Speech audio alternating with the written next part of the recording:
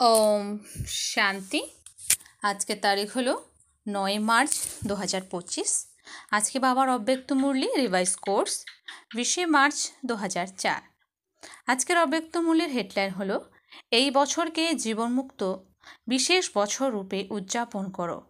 এই বছরকে জীবনমুক্ত বিশেষ বছর রূপে উদযাপন করো। একতা এবং একাগ্রতার দ্বারা বাবার প্রত্যক্ষতা করাও। আজ স্নেহের সাগর চতুর্দিকের স্নেহী বাচ্চাদের দেখছেন। বাবারও বাচ্চাদের প্রতি তার হৃদয়ের অবিনাশী স্নেহ রয়েছে এবং বাচ্চাদেরও দিলারাম বাবার প্রতি হৃদয়ের স্নেহ রয়েছে। এই পরমাত্ম স্নেহ, হৃদয়ের স্নেহ শুধু বাবা আর বাচ্চারাই জানে। তোমরা শুধু ব্রাহ্মণ বাচ্চারাই পরমাত্ম স্নেহের যোগ্য। ভক্ত আত্মারা পরমাত্ম ভালোবাসার জন্য পিপাসার্থ, তারা আর্তস্বরে আহ্বান করে। তোমরা ভাগ্যবান ব্রাহ্মণ আত্মারা সেই ভালোবাসার প্রাপ্তির যোগ্য। বাপদাদা জানেন যে বাচ্চাদের ভালোবাসা বিশেষ কেন, কারণ এই সময় সর্বভাণ্ডারের মালিক দ্বারা সমুদয় ভাণ্ডার প্রাপ্ত হয়। যে ভাণ্ডার শুধু এখনই এক জন্ম সাথে চলে না, বরং অনেক জন্ম পর্যন্ত এই অবিনাশী ভাণ্ডার তোমাদের সাথে চলে। তোমরা সব ব্রাহ্মণ আত্মা দুনিয়ার অন্য আত্মাদের মতো হাত খালি করে যাবে না, সর্বভাণ্ডার সাথে থাকবে। তো এমন অবিনাশী ভাণ্ডারের প্রাপ্তির নেশা থাকে তো না? আর সব বাচ্চা অবিনাশী ভাণ্ডার সংশয় করেছ তো, তাই না? সঞ্চয়ের নেশা, সঞ্চয়ের খুশিও সদা থাকে। প্রত্যেকের মুখমণ্ডলে ভাণ্ডার সঞ্চয়ের ঝলকানি দৃষ্টিগোচর হয়। তোমরা জানো তো না কোন ভাণ্ডার বাবার থেকে প্রাপ্ত হয়? কখনো নিজের সঞ্চয়ের খাতা চেক করো তোমরা? বাবা তো সব বাচ্চাকে প্রতিটা ভাণ্ডার অফুরন দিয়ে থাকেন। কাউকে অল্প, কাউকে বেশি দেন না। প্রত্যেক বাচ্চা অফুরান অখণ্ড অবিনাশী ভাণ্ডারের মালিক। বালক হওয়া অর্থাৎ ভাণ্ডারের মালিক হওয়া। সুতরাং ইমার্জ করো কত ভাণ্ডার বাপ দাদা দিয়েছেন। সবচাইতে প্রথম ভাণ্ডার হলো জ্ঞানধন। তো তোমাদের সকলের জ্ঞানধন প্রাপ্ত হয়েছে? প্রাপ্ত হয়েছে নাকি প্রাপ্ত হবে? আচ্ছা, জমা হয়েছে নাকি অল্প জমা হয়েছে আর অল্প ব্যয় হয়ে গেছে? জ্ঞানধন অর্থাৎ বিচক্ষণ হয়ে, ত্রিকালদর্শী হয়ে কর্ম করা, নলেজফুল হওয়া, ফুল নলেজ আর 3 কালে নলেজ বুঝে জ্ঞানধন কার্যে প্রয়োগ করো। এই জ্ঞানের ভাণ্ডার দ্বারা প্রত্যক্ষ জীবনের সর্বকার্যে বিধির দ্বারা ইউজ করাতে সিদ্ধি লাভ হয়, যা অনেক বন্ধন থেকে মুক্তি আর জীবন মুক্তি প্রাপ্ত হয়। অনুভব করো, এরকম নয় যে সত্যযুগে জীবন মুক্তি প্রাপ্ত হবে। এখনও এই সঙ্গমের জীবনেও সীমিত অনেক বন্ধন থেকে মুক্তি পাওয়া যায়। জীবন বন্ধন মুক্ত হয়ে যায়, জানো তো না? কত বন্ধন থেকে তোমরা ফ্রি হয়ে গেছো, কত রকমের হাই হাই থেকে মুক্ত হয়ে গেছো। এছাড়া সদা হাই হাই শেষ হয়ে ওয়াহ ওয়াহ এর গীত গাওয়া হয়ে থাকে। কোনো ব্যাপারে মুখ থেকে না হোক, কিন্তু সংকল্প মাত্র, স্বপ্নমাত্র সামান্যতম যদি হাই মনে আসে, তো জীবন মুক্ত নয়। ওয়াহ ওয়াহ ওয়াহ এমন হয়, মাতারা হাই হাই তো করো না। না, কখনো কখনো কারো পাণ্ডব, কখনো কখনো করো পাণ্ডব করে, যদি বা মুখ দ্বারা নাও করো, কিন্তু মনে সংকল্প মাত্র যদি কোনো বিষয় হাই থাকে, তবে ফ্লাই করতে পারবে না। হাই অর্থাৎ বন্ধন, আর ফ্লাই উর্তিকল অর্থাৎ জীবনমুক্ত, বন্ধনমুক্ত। অতএব চেক করো, কেননা ব্রাহ্মণ আত্মারা যতক্ষণ নিজেরা বন্ধনমুক্ত না হচ্ছে, ততক্ষণ সোনার হীরের কোনো না কোনো রয়াল বন্ধনের রশ্মি বাধা থাকবে। সুতরাং সর্ব আত্মার জন্য মুক্তির গেট খুলতে পারবে না। তোমাদের বন্ধনমুক্ত হওয়ার মাধ্যমে সর্ব আত্মার জন্য মুক্তির গেট খুলবে। তো গেট খোলার কিংবা সর্ব আত্মার দুঃখ অশান্তি থেকে মুক্ত হওয়ার দায়িত্ব তোমাদের ওপরে। তো চেক করো নিজের দায়িত্ব কতটা পালন করেছো। তোমরা সবাই বাপদাদার সাথে বিশ্ব পরিবর্তনের কার্য করার ঠিকা বা দায়িত্ব নিয়েছ। তোমরা চুক্তিবদ্ধ, দায়বদ্ধ। বাবা যদি চান তো তিনি কিছু করতে পারেন, কিন্তু বাচ্চাদের প্রতি বাবার ভালোবাসা রয়েছে। তিনি একলা করতে চান না। তিনি অবতরিত হওয়া মাত্রই তার সাথে তোমরা সব বাচ্চারা অবতরণ করিয়েছেন। শিবরাত্রি উদযাপন করেছিলে, তাই না? তো কার রাত্রি উদযাপন করেছিলে? শুধু বাপ দাদার। তোমাদের সকলের উদযাপন করেছো তো না? আদি থেকে অন্ত পর্যন্ত তোমরা বাবার সাথী। এই নেশা আছে তোমাদের? আদি থেকে অন্ত পর্যন্ত বাবার সাথী, ভগবানের সাথী। তো এই বছরের সিজনের অন্তের পার্ট প্লে করায় বাচ্চাদের কাছে বাপদাদা এটাই চান। বলবো তোমাদের তিনি কি চান। করতে হবে, শুধু শুনলে হবে না, করতেই হবে। টিচার্স ঠিক আছে, টিচার্স হাত তোলো। টিচার্স পাখাও নাড়াচ্ছে, গরম লাগে। আচ্ছা, সব টিচার্স করবে আর করাবে, করাবে, করবে। আচ্ছা, হাওয়াও লাগছে, হাতও নাড়াচ্ছে, শিন ভালো লাগে, খুব ভালো। তো বাপদাদা এই সিজনের সমাপ্তি সমারোহতে এক নতুন ধরনের দীপমালা উদযাপন করতে চান। বুঝেছ, নতুন ধরনের দীপমালা উদযাপন করতে চান। তো সবাই তোমরা দীপমালা উদযাপন করার জন্য যারা তৈরি আছো তারা হাত তোলো। অহেতুক হ্যাঁ করো না, বাপদাদাকে খুশি করার জন্য হাত তুলো না, অন্তর থেকে তুলো। আচ্ছা, বাপদাদা নিজের হৃদয়ের আশা সম্পন্ন করার দীপ দেবী মান দেখতে চান। তো বাপদাদা তার আশার দীপকের দীপমালা উদযাপন করতে চান। বুঝেছ কোন দীপমালা? স্পষ্ট হয়েছে। হ্যাঁ, তো বাপদাদা আশার দীপককে গত বছর থেকে শুরু করে এই বছর সিজন শেষ হয়ে গেছে।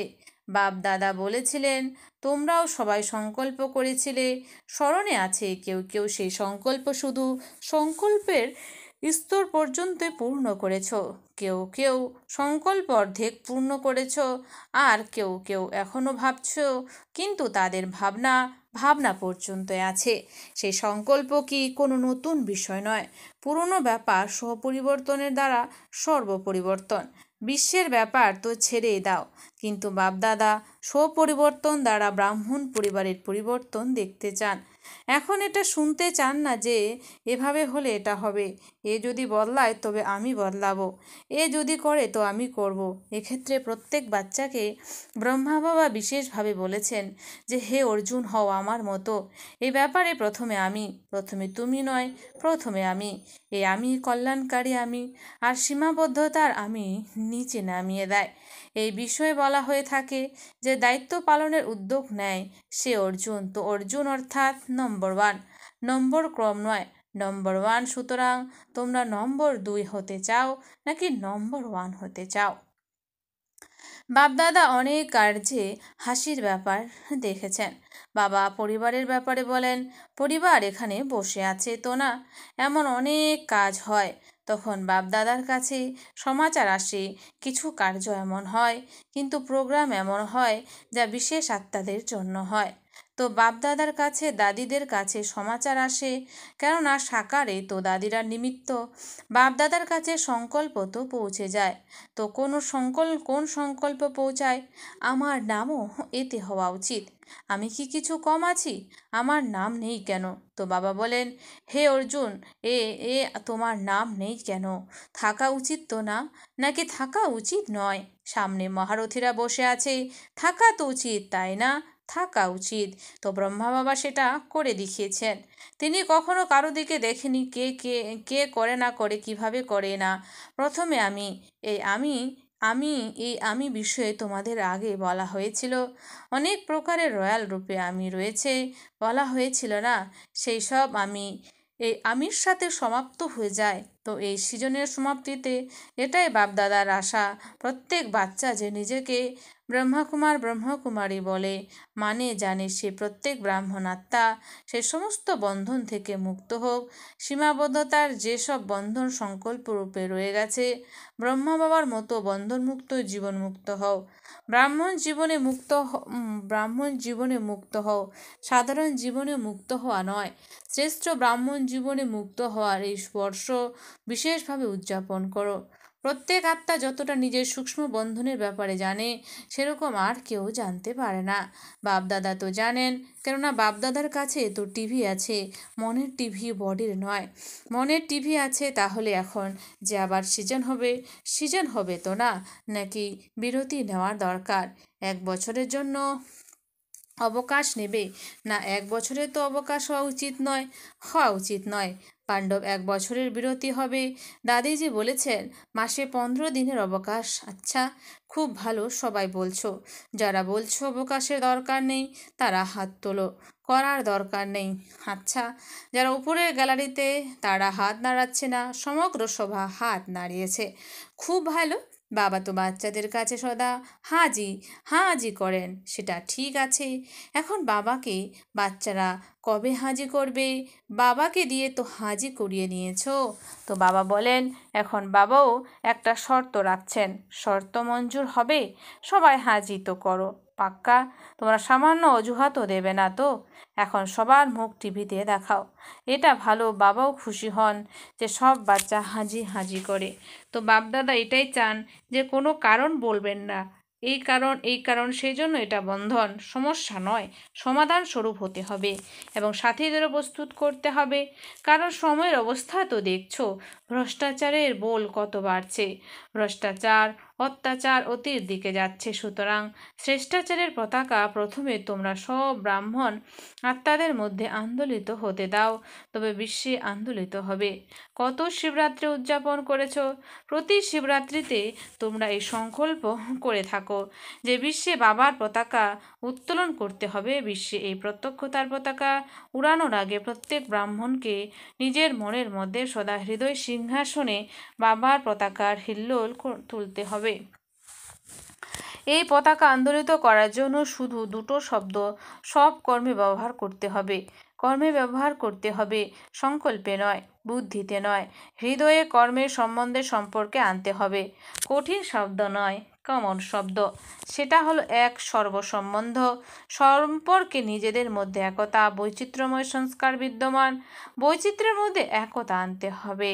আর 2 শ্রেষ্ঠ সংকল্প যেটাই করো, বাপদাদার মুখ ভালো লাগে যখন সংকল্প করো, তখন সেই সংকল্প দেখে শুনে বাপদাদা খুব খুশি হন।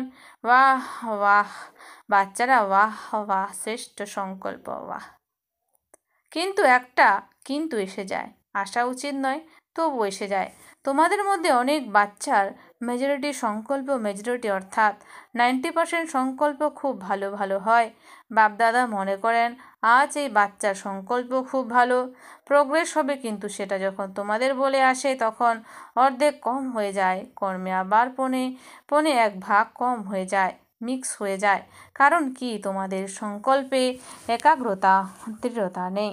সংকল্পে একাগ্রতা থাকলে তখন একাগ্রতা হতো সফলতার সাধন, দৃঢ়তা হতো সফলতার সাধন। এতেই ফারাক হয়ে যায়। কারণ কি? রেজাল্টে বাপদাদা একটা বিষয় দেখেন, তোমাদের অন্যের দিকে বেশি নজর থাকে, অন্যের দিকে অঙ্গুলি নির্দেশ করে। তোমরা বলে থাকো তো না, বাপদাদা একটা আঙ্গুল সামনে করে দেখালেন, এরকম করো, তো 1 আঙ্গুল অন্যের দিকে, তো 4 আঙ্গুল নিজের দিকে থাকে। তো 4কে দেখো না তোমরা, একটাকে বেশি দেখো। সেই জন্য দৃঢ়তা আর একাগ্রতা একতা নড়ে যায়। এ করলে আমি করবো, এ ব্যাপারে তোমরা উদ্যোগী, অর্জুন হয়ে যাও, তাতেও 2 নম্বর হয়ে যাও। নয়তো নিজের স্লোগান বদল করো। পরিবর্তন দ্বারা বিশ্ব পরিবর্তনের পরিবর্তে এটা করো, বিশ্ব পরিবর্তন দ্বারা স্বপরিবর্তন, অন্যের পরিবর্তন দ্বারা স্বপরিবর্তন। বদল করবে, বদল করবে না। তাহলে বাপদাদাও একটা শর্ত রাখছেন, মঞ্জুর? বলবো, বাপদাদা 6 মাসের রেজাল্ট দেখবেন, আবার আসবেন, তা নয়তো আসবেন না। বাবা যখন হাজি করেছেন তখন বাচ্চাদেরও তো হাজি করা উচিত, তাই না? যা কিছুই হয়ে যাক না কেন, বাপদাদা তো বলেন স্বপরিবর্তনের দ্বারা সীমাবদ্ধতার আমিত্ব ভাব থেকে মরতে হবে। আমিত্ব ভাব থেকে মরতে হবে, শরীরের মরণ নয়, শরীরের মরণ নয়, আমিত্ব ভাবের মরণ হতে হবে। আমি রাইট, আমি কি কম কিছু? আমি সব কিছু। এই আমিত্ব ভাব থেকে মরতে হবে। তো যদি মরতেও হয় তবে মৃত্যু খুব মধুর মৃত্যু, এটা মরণ নয়, 21 জন্ম, রাজ্য ভাগ্যে বাঁচা। তাহলে মঞ্জুর, টিচার্স মঞ্জুর। ডবল ফরেনার্স যে সংকল্প করে সেটা করতে মনোবল বজায় রাখে, এটা এটাই বিশেষত্ব। আর ভারতবাসী ট্রিপল মনোবলের, তারা ডবল, তো এরা ট্রিপল। তো বাপদাদা এটাই দেখতে চান, বুঝেছো? এটাই বাপদাদা শ্রেষ্ঠ আশার দীপক, সব বাচ্চার ভেতরে প্রজ্বলিত এই দীপক দেখতে চান। এইবার এই দীপাবলি উদযাপন করো। তা সেটা 6 মাস পরে উদযাপন করো না কেন, পরে যখন বাপদাদা দীপাবলির সমারোহ দেখবেন তখন আবার নিজের প্রোগ্রাম দেবেন। করতে তো হবেই, তোমরা করবে না তো কি? যারা যারা আরও পরে এসেছে তারা করবে। মালা তোমাদের তো না। বাবা বলছে, মালা তোমাদের তো না। 16,108 তো পুরনো, তোমাদের আসার আছে, তাই না? নতুনরা তো পিছনে পিছনে আসবে। হ্যাঁ, কেউ কেউ লাস্ট শো ফার্স্ট আসবে, কেউ কেউ দৃষ্টান্ত হবে, সে লাস্ট শো ফার্স্ট আসবে, কিন্তু সংখ্যায় অল্প। বাকি তো তোমরাই, প্রতি গল্পে তোমরাই হয়েছ, তোমাদেরই হতে হবে। যেখানে বসে থাকো, বিদেশে বসে থাকো, দেশে বসে থাকো, কিন্তু তোমরা যারা বহুকালের পাক্কা নিশ্চয় বুদ্ধির, তারা অবশ্যই অধিকারী। বাপদাদার ভালোবাসা আছে তো না? তো যারা বহুকালের ভালো পুরুষার্থী, সম্পূর্ণ পুরুষার্থী নয় কিন্তু ভালো পুরুষার্থী ছিল, তাদেরকে বাপদাদা ছেড়ে যাবেন না, সাথে নিয়ে চলবেন। সেই জন্য পাক্কা নিশ্চয় করো, আমরাই ছিলাম, আমরাই আছি, আমরাই সাথে থাকবো। ঠিক আছে তো না? পাক্কা তো না? ব্যাস, শুধু শুভচিন্তন, শুভ ভাবনা, পরিবর্তনের ভাবনা, সহযোগ দেওয়ার ভাবনা, ক্ষমা সুন্দরের ভাবনা ইমার্জ করো। এখন মার্চ করে রেখেছো, হ্যাঁ, ইমার্জ করো। শিক্ষা বেশি দিও না, ক্ষমা করো। এক অপরকে শিক্ষা দেওয়ার সবাই পারদর্শী, কিন্তু ক্ষমার সাথে শিক্ষা দাও। মুরলি শোনানোর সময়, কোর্স করানোর সময়, কিংবা যে প্রোগ্রামে তোমরা উপস্থাপনা করে থাকো, তাতে যদি তোমরা শিক্ষা দাও, কিন্তু নিজেদের মধ্যে যখন ব্যবসায়িক কর্মে আসো তখন ক্ষমার সাথে শিক্ষা দাও। শুধু শিক্ষা দিও না, করুণা কর হয়ে যদি শিক্ষা দাও, তবে তোমাদের ক্ষমা সুন্দর দৃষ্টি এমন কাজ করবে যা অন্যের দুর্বলতা ক্ষমা হয়ে যাবে। বুঝেছ?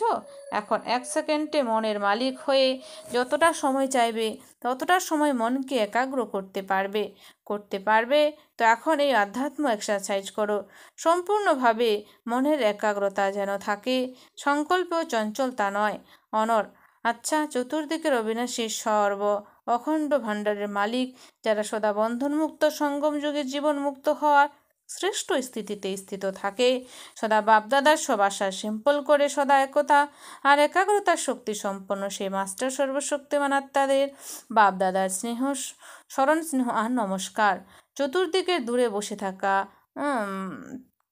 বাচ্চাদের স্মরণ স্নেহ পত্র পাঠিয়েছে, তাদেরও বাপদাদা হৃদয়ের অনেক ভালোবাসা স্মরণের স্নেহ সুমন দিচ্ছেন। সেই সঙ্গে অনেক বাচ্চা মধুবনের রিফ্রেশমেন্টের খুব ভালো ভালো পত্র পাঠিয়েছে, সে বাচ্চাদেরও বিশেষ স্মরণের স্নেহ সুমন আর নমস্কার। সমস্ত আত্মারূপী বাচ্চারা জানাই মাতা পিতা বাপদাদাকে স্নেহ সুমন আর নমস্কার। আজকের বরদান: অতীতকে চিন্তনে না এনে ফুলস্টপ লাগিয়ে তীব্র পুরুষার্থী ভব। অতীতকে চিন্তনে না এনে ফুলস্টপ লাগিয়ে তীব্র পুরুষার্থী ভব। এখনো পর্যন্ত যা কিছু হয়েছে তাতে ফুলস্টপ লাগাও। ঘটে যাওয়া অতীত চিন্তনে না আনা, এটাই হলো তীব্র পুরুষার্থ। ঘটে যাওয়া উচিত চিন্তনে না আনা, এটাই হলো তীব্র পুরুষার্থ। যদি কোনো অতীত নিয়ে চিন্তা করো, তবে সময়, শক্তি, সংকল্প সব ওয়েস্ট হয়ে যায়। এখন ওয়েস্ট করার সময় নেই। যদি সঙ্গম যুগে 2 মুহূর্ত অর্থাৎ 2 সেকেন্ডে ওয়েস্ট করো, তবে অনেক বছর ওয়েস্ট করে দিলে। সেই জন্য সময়ের গুরুত্বকে জেনে অতীতকে ফুলস্টপ লাগাও। ফুলস্টপ লাগানো অর্থাৎ সর্বওয়ান্ডারে ফুল পরিপূর্ণ হওয়া। স্লোগান: যখন সব সংকল্প শ্রেষ্ঠ হবে তখন এবং বিশ্বের কল্যাণ হবে। যখন সব সংকল্প শ্রেষ্ঠ হবে তখন এর এবং বিশ্বের কল্যাণ হবে। অব্যক্ত ইশারা: একান্ত প্রিয় হও, সত্যতা এবং সভ্যতারূপী কালচারকে ধারণ করো। জ্ঞানের যে কোনো বিষয়কে সত্যতার, সভ্যতার অথরিটির সাথে বলো, সংকোচের সাথে নয়। প্রত্যক্ষতা করানোর জন্য আগে নিজেকে প্রত্যক্ষ করাও। নির্ভীক ভাষণে শব্দ থাকুক, কিন্তু এমন শক্তিশালী যেন হয় যাতে বাবার পরিচয় এবং স্নেহ সমাহিত থাকে, যে স্নেহরূপী চুম্বক আত্মাদেরকে পরমাত্মার দিকে আকর্ষণ করে। আচ্ছা, ওম শান্তি। ধন্যবাদ বাবা আজকের এই সুন্দর মিষ্টি মুরলির জন্য।